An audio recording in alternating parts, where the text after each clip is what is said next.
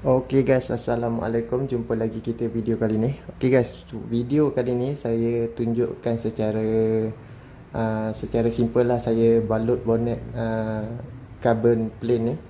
Okay, untuk korang yang saya tak balas, yang komen-komen yang lepas saya tak balas, saya minta maaf sebab ada masalah sikit dengan channel saya ni. Tapi insyaAllah masalah tu akan selesai. Okey, kepada korang pula yang nak cari barang-barang keperluan karbon, korang boleh tengok dekat description. Saya ada sediakan link ataupun di ruangan komen. Saya dah pinkan komen untuk korang cari barang-barang tu lah. Okey, untuk bonet ni kita balut dengan kain 12K 480 gram. Okey, jom kita layan.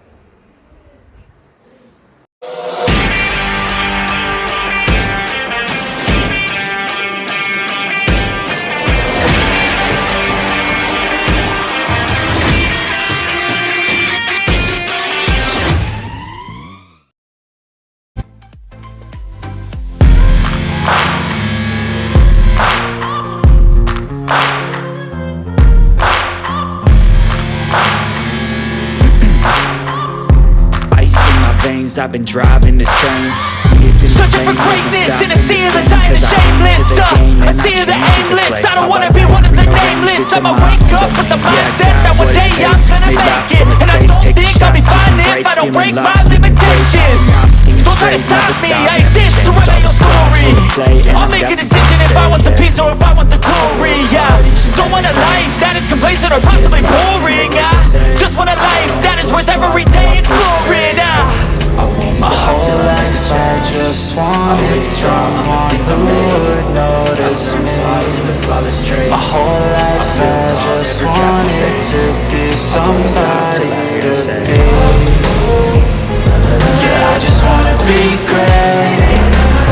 Yeah, I just wanna be great. Yeah, I just wanna be great. Yeah, yeah.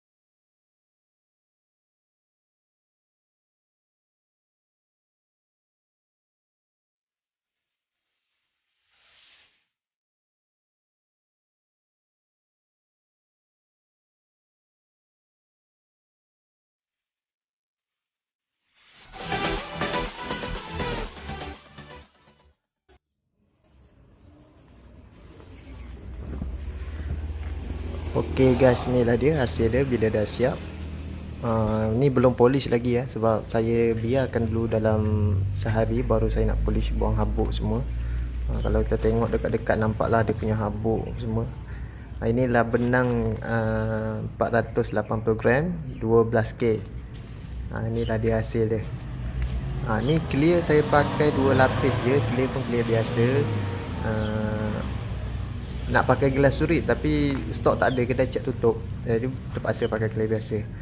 Jaring pun belum pasang lagi, nanti dah siap clear, dah siap polish, nanti baru nak pasang jaring. Inilah dia hasil dia. Bonet ni saya custom sendiri guys. Dia punya scope H tu, kalau korang tengok dah ada scope tu kan, memang saya custom sendiri. Sebab dia tak ada keluar untuk pesona, jadi saya buat sendiri lah. Ok guys, kepada korang yang nak cari barang tu, jangan lupa tengok dekat description dengan komen yang saya dah pin, nak cari barang-barang keperluan. Ok guys, kita jumpa lagi di video seterusnya. Assalamualaikum warahmatullahi wabarakatuh.